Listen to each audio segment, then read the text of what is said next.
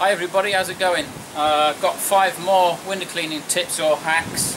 Okay, simple ones. I've done it before, but I'll show you them again all in one instead of individual videos. This is a simple one. You might have a little pole for your shops or whatever.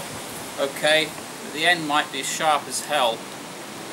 If there's cars around or whatever, which I have done, I've actually scratched and dented cars with the end of the pole. So a simple way of putting an end protector on is just get a piece of squeegee rubber, cut to the right size, okay, and just tape that on the end.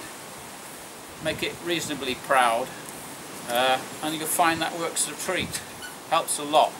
You won't get anywhere near the damage if you do have to come in contact with a car or something. And that's spot on. Love that. What's the next one? Oh yeah, if you've got a cheap pole, I mean, I've got a carbon fibre one now, and I'll tell you what, it's a world of difference. But for now, if you're just starting off with something, you've got a cheap pole like this fiberglass one. What happens is, with the weight of the brush on the end, when you pull out the sections to their full limit, okay, like this, it's going to get very, very floppy like this. So when you're trying to nightmare. But I've got a little tip for you. Okay, I'll bring it down again. It's what I call going halves. So what you do, you're going to use all the sections instead, but you pull them out about an arm's length, perhaps a bit less, about half of the section, especially at the upper ones, because they're the thinnest. Okay, you get used to this. You can actually get a bit longer as you go along, because each section is going to be more rigid. And the last one, you can take that out the most. Then you've got a much more rigid pole when you're window cleaning. It's a lot more rigid. Mind you, if you're going to have to do the full length of the pole over a conservative or something, you just have to put up with the floppiness of it till you get a carbon fibre one. But if you use all the sections just about halfway, much stiffer, much more rigid pole. Like that. That's that over there. Next tip for you.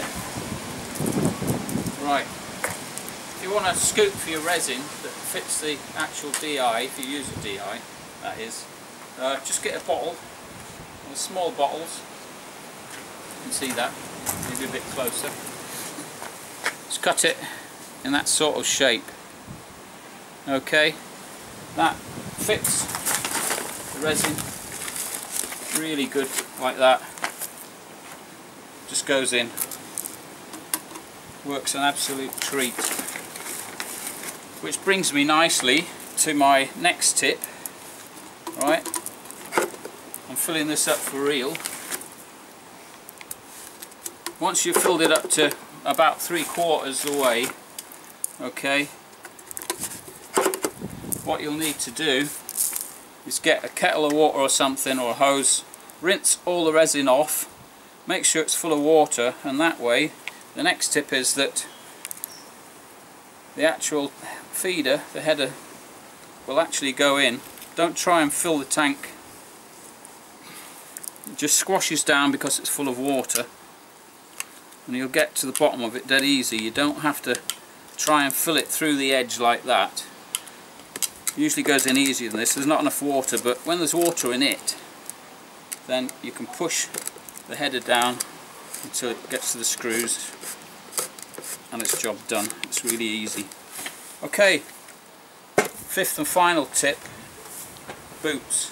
I've been sick of getting wet feet and boots dropping to bits, so what I decided to do was get some ex-military boots. Okay, these are what the British Army use currently. You can get them in black or brown, right? Brand new, they're about 130 quid. I find the cheapest, but these were the second-hand ones.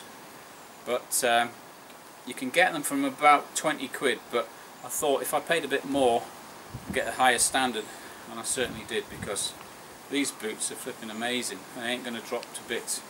In fact, they'll probably last me out now. So got them on eBay.